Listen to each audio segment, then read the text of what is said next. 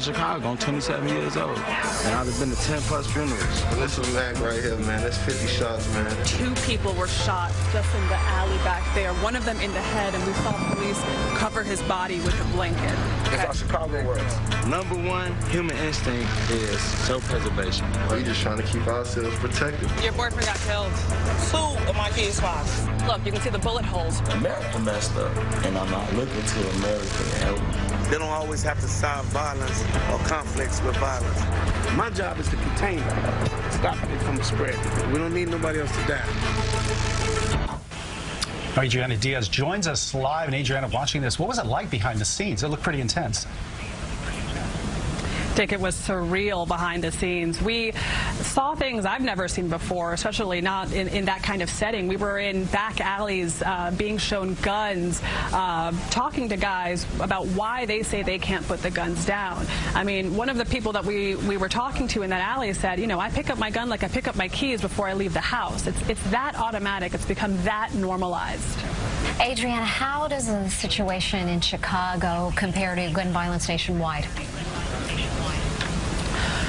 It's really off the charts. I mean, there have been more shootings in Chicago than New York and LA combined this year. But there are other cities that are really struggling with this, that have higher rates per capita compared to Chicago. But when you look at the absolute numbers, I mean, we have more than 400 people who've been murdered this year alone.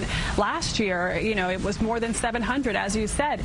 And the city is really trying to get a grip on this problem. But part of it is that you have small warring groups that aren't part of a larger structure, so it's much more chaotic than in the days when there were large organized gangs where there were gang leaders who gave orders and people who followed those orders.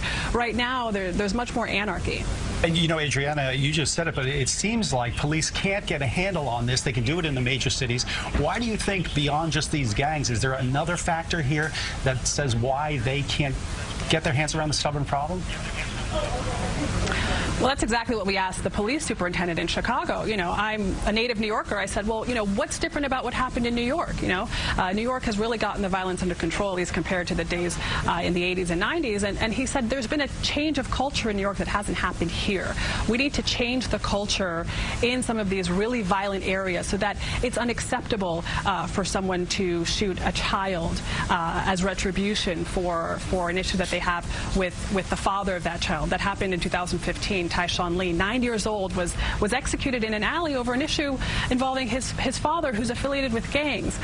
So there's a sense right now in Chicago, what the young guys told me is called on-site. There's an on-site mentality that no matter where someone is or who's around them, if they need to be attacked, the attacker is going to go on-site and attack them, no matter who's there or whether they're with children. So it's almost like there are no longer any rules of engagement in Chicago, and that's the culture, that's the mentality that needs to be changed. So many tragedies. Adriana, thank you. Riveting information.